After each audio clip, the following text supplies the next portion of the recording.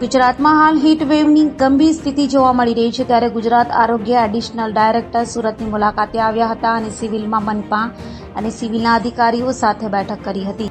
Gujarat heat વેવની સ્થિતિ ગંભીર બની રહી છે, ત્યારે ગુજરાત આરોગ્ય એડિશનલ ડાયરેક્ટર સુરતની મુલાકાતે આવ્યા હતા અને સુરત મહાનગરપાલિકાના આરોગ્ય અધિકારીઓ તથા નવી સિવિલના અધિકારીઓ સાથે બેઠક કરી હતી.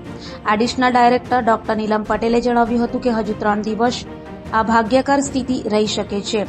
10 લોકોના મોત હીટસ્ટ્રોકના લક્ષણોના કારણે મોત થયા છે. વાસ્તવિક કારણ જાણવા માટે રિપોર્ટ આવવાના બાકી છે. તો એપ્રિલ અને મેમાં શરૂઆતમાં રાજ્યમાં 108 ને 50 જેટલા કેસ મળ્યા હતા. છેલ્લા 5 દિવસથી 224 જેટલા કેસ મળી રહ્યા છે. હાલમાં પણ 108 ને મળતા કેસોનું મોનિટરિંગ કરવામાં આવી રહ્યું છે. સમગ્ર ગુજરાતની અંદર અત્યારે ક્લાઇમેટ ચેન્જની રીતે જોઈએ તો ટેમ્પરેચરનું પ્રમાણ ખૂબ જ વધારે થઈ રહ્યું છે. 45+ ટેમ્પરેચર અત્યારે 7-8 જિલ્લાઓની અંદર જે ચાલી રહ્યું છે.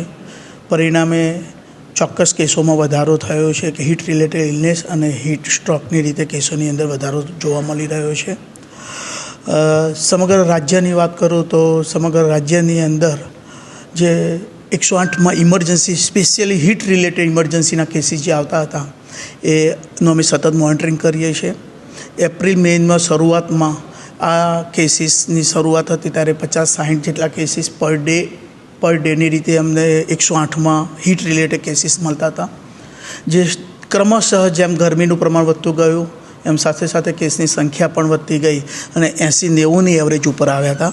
પણ છેલ્લા 4 દિવસથી જે આપણે જાણીએ છીએ કે સ્થિતિ હીટ વેવની ખૂબ ભયંકરની રીતે તાપમાન વધી રહ્યું છે, જેના ફલ સ્વરૂપે જે નેગેટિવ પોઈન્ટની રીતે કહીએ તો એ પોઈન્ટ ઉપર અત્યારે 108ની અંદર કેસીસ 106, 132, 188, ત્યારબાદ ગઈકાલે 224 કેસ, એટલે જે 50-60-70ની એવરેજ ગણતા હતા એ એવરેજ અત્યારે 200+ કરી ગઈ છે.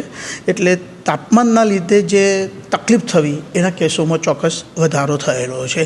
હીટ સ્ટ્રોક આ વસ્તુ મેં કહી એને હીટ રિલેટેડ ઇલનેસ કહેવાય અને હીટ સ્ટ્રોક વસ્તુ અલગ છે. હીટ સ્ટ્રોકમાં થોડું સિરિયસનેસ આવી જાય અને એવા સિરિયસનેસવાળા કેસો ગઈકાલ સુધીમાં પ્રોગ્રેસિવ કેસ ટોટલ 82 કેસીસ એવા હીટ સ્ટ્રોકના કેસીસ જોવા મળેલા હતા. સદનસીબે આપ જે કહો છો એને વાત કરું તો એ કંઈક કન્ફર્મ ડેથ હજુ હીટ વેવના લીધે જ ડેથ થયું હોય એવું કન્ફર્મ ડેથ હજુ ઓન પેપર નોંધાયું નથી. દરેક રિપોર્ટ અમે ડેઇલી ઓનલાઈન રિપોર્ટ મંગાવીએ છીએ. IHIP પોર્ટલ છે અને આ પોર્ટલની અંદર ટોટલ 2375 સંસ્થા આપણા રાજ્યની એ તમામ સંસ્થા રિપોર્ટિંગ કરે છે અને એ રિપોર્ટિંગ ઉપરના ડેટા પ્રમાણે આ કાર્યવાહી થાય છે.